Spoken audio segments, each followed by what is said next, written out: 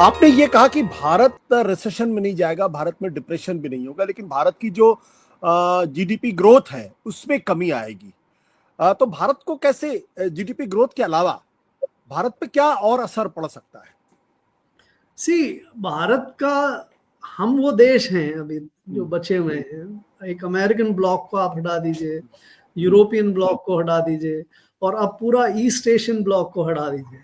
China ले लीजिए, Vietnam ले लीजिए, ताइवान ले लीजिए, जापान ले लीजिए, सब ये सब रिच हो गए, ये सब ग्रो हो गए। केवल दो ही बड़े ब्लॉक बचे हुए हैं दुनिया में जिसमें रिचनेस नहीं आई है, जो अभी भी काफी गरीब है। एक तो आपका जो साउथ एशिया जिसमें हम हैं वो ब्लॉक है, और अफ्रीका वाला, सब सहारन अफ्रीका वाला। इन दो ब्लॉक्स में ही अभी गरीबी है, विपन्नता है, और रिचनेस नहीं है। तो ग्रोथ हमें चाहिए। हम 5% ग्रोथ से सेटिस्फाइड नहीं हो सकते, हमें 10% ग्रोथ चाहिए, और 10% ग्रोथ चाहने के लिए और 25 साल तक ऐसी ग्रोथ चाहिए।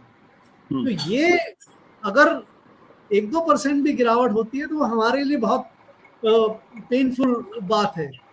हमें ऐसी स्थिति में हम क्या कर सकते हैं कि हमें अपनी ग्रोथ 8-10% की तरफ ले जाने के लिए, तो ये एक चीज हमें ये मत नहीं मानना चाहिए कि भाई हम बच गए, जैसा कि आप सरकारी स्रोत से आ रहा है कि अनऑफिशियली भाई हमें तो कम टैरिफ लगाया है, हम बच गए, that kind of thing.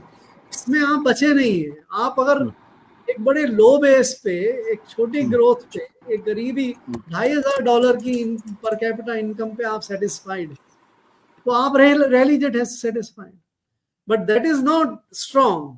Your aim to make it विकसित, या टू मेक इंडिया स्ट्रॉन्ग, और टू अचीव कि भाई जैसे यूरोप, जैसे पूरा ईस्ट एशिया बड़ा राइज कर गया, हमें भी राइज करना है। तो और क्या कॉन्सिक्वेंसेस हो सकते हैं अब हमारे स्थिति में? अब इवन अगर 5% की ग्रोथ की तरफ अगर हम चले जाते हैं, I wish it doesn't happen, समय पे ये चीजें सुधर जाएं, तो आपने देखा जो हमारे स्टॉक मार्केट्स में वेल्थ का जो जितना डिस्ट्रक्शन हो रहा है वो होगा, राइट, और होगा। अगर हम नहीं बेच पाएंगे हमारी चीजें, जो यहाँ पे रह जाएंगी, सस्ती सस्ती तो मिलेंगी, लेकिन हमारी इंडस्ट्री, हमारा बिजनेस जो है वो एडवर्सली अफेक्ट होगा काफी। सो और जो हम इंपोर्ट करते हैं, बहुत जरूरी है हमारे बहुत सारी चीजों का इंपोर्ट करना। सो ये जो कॉन्सिक्वेंसेस होते हैं, ये भी हमारी मिजरी को बढ़ाते हैं। तो हमें कुछ ना कुछ ऐसा करना चाहिए, करना होगा, जिससे हम इस मैडनेस को भी मीट कर पाए, और साथ साथ अपना रास्ता, क्योंकि हमें ही चाहिए ये ग्रोथ।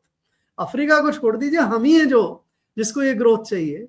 हमारे पास दुनिया की 16% 17% पॉपुलेशन है, हमें इस पॉपुलेशन को आगे बढ़ाना है, इसको ग्रो कराना है।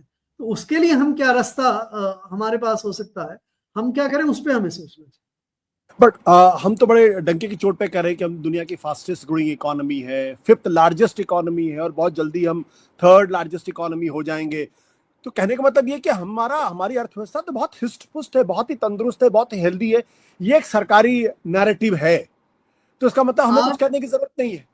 बड़ा विचित्र सी स्थिति हो रही है। Donald Trump American economy wrist पुस्ट है, वो कह रहा है कि हम तो गरीब मरे, हम सारी दुनिया हमारे लोग। हिंदुस्तानी इकोनॉमी कमजोर है, हमारी $2,500 की इनकम है, हम दुनिया के one of the poorest Nations हैं। हमारी 142वीं 143वीं नंबर पे आते हैं पर कैपिटा इनकम पे, और हम कह रहे हैं कि हम तो रिस्ट पुस्ट है, हम तो दुनिया की लार्जेस्ट ग्रोइंग इकोनॉमी है।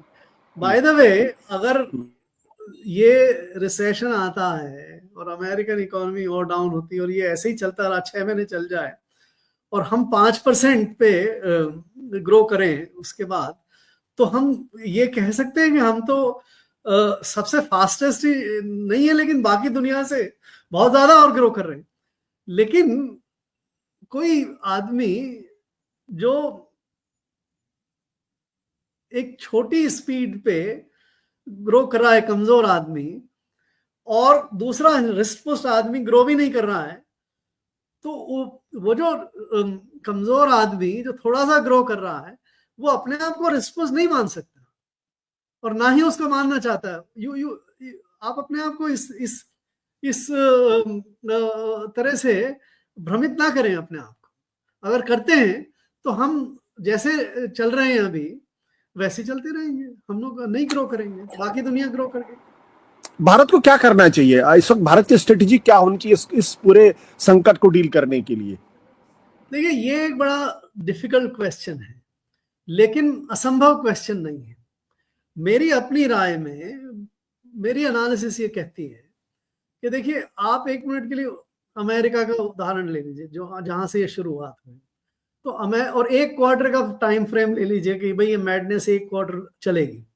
तो हमें सोल्यूशन फाइंड अप करने चाहिए कि भाई एक क्वार्टर में हम क्या करें ताकि हम इस मैडनेस से कम नुकसान के साथ बच सकें, और हो सके तो अपना फायदा कुछ बढ़ा लें। तो उसके लिए मेरी एनालिसिस ये कहती है कि अमेरिकन इकोनॉमी $750 बिलियन के आसपास एक क्वार्टर में इंपोर्ट करती है, और तकरीबन $500 बिलियन के आसपास एक्सपोर्ट करती है। 250-300 बिलियन का उनका डेफिसिट एक क्वार्टर में रहता है।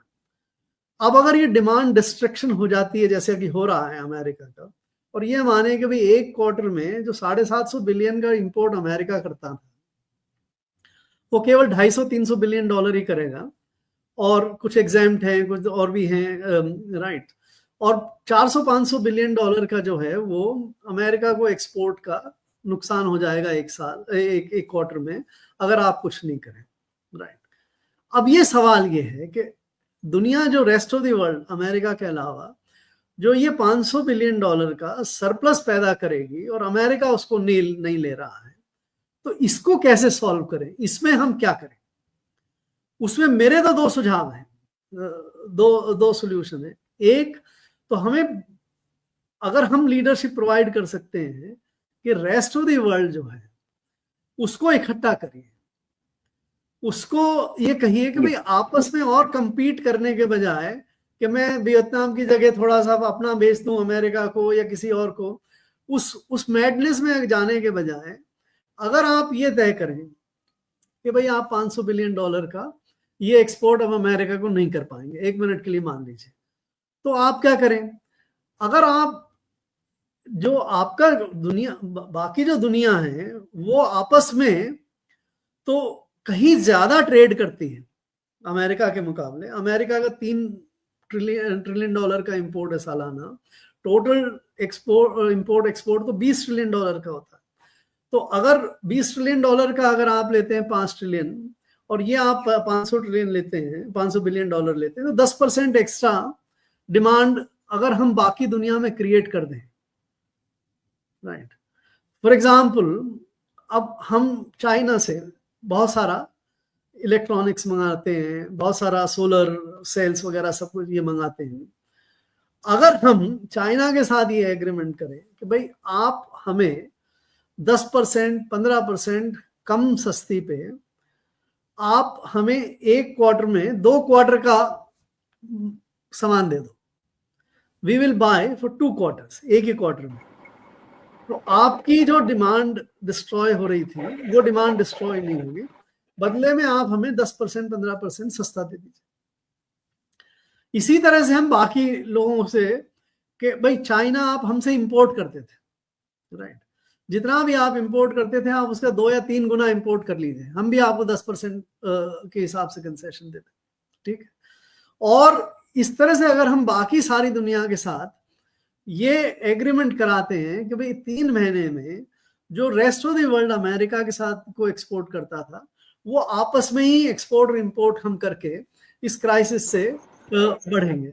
मेरा सोल्यूशन तो ये है, राइट जी, बजाय कि आप टैरिफ वॉर में लग जाएं। मेरा दूसरा पार्ट मेरा तो ये भी कहना है कि अमेरिकन लोगों को भी नुकसान ना हो। ये Trump is not America, right. American exporters को भी, अमेरिकन पीपल को भी नुकसान ना हो, इसलिए आप अमेरिका की चीज भी खरीद लीजिए 500 में, आप खरीदते रहिए, क्योंकि उससे हमारी बहुत सारी चीजें हम, अगर हमारे भी तो हम कंज्यूम करते हैं ना उसको। अब अमेरिका से हम जो भी इंपोर्ट करते हैं वो हम कंज्यूम करते हैं, अगर हम उस पर ज्यादा टैरिफ लगा देते हैं तो हमारे जो कंज्यूमर्स हैं वो परेशान होंगे, उनकी दाम बढ़ जाएगी। हम क्यों उनका दाम बढ़ाना चाहते हैं? हम क्यों उनकी लाइफ को खराब करना चाहते हैं? तो मैं तो ये कहना चाहता हूँ कि हम और बाकी दुनिया जो अमेरिका से इंपोर्ट कर रही थी उसको करते रहिए, उस पर टैरिफ मत लगाइए, extra tariff. Gain the sympathy of American people कि भाई तुम्हारे this insane person is destroying the world but we are importing, which will put pressure कि भाई आप इसको रिवर्स करिए, बजाय गिविंग बैक टू अमेरिका भाई हम तुम्हारे दाम हम कम, इस तरह की ये। But these are